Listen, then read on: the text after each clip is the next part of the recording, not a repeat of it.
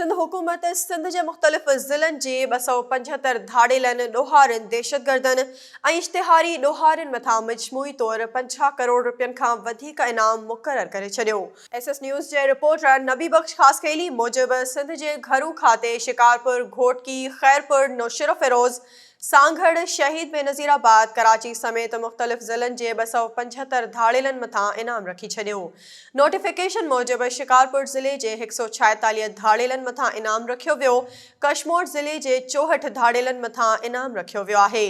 घोटकी ज़िले के 33 धाड़ेलन मथां इनाम रखियो वियो आहे, जॾहिं त नौशेरो फिरोज ज़िले के 3 धाड़ेलन मथां इनाम रखियो वियो आहे।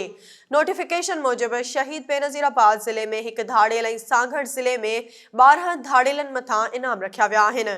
सिटी ज़िले कराची में 9 ॾोहारियुनि मथां इनाम रखियो वियो आहे। SIU ऐं CIA कराची पारां सिफ़ारिश कयल 7 ॾोहारियुनि मथां इनाम रखियो वियो आहे।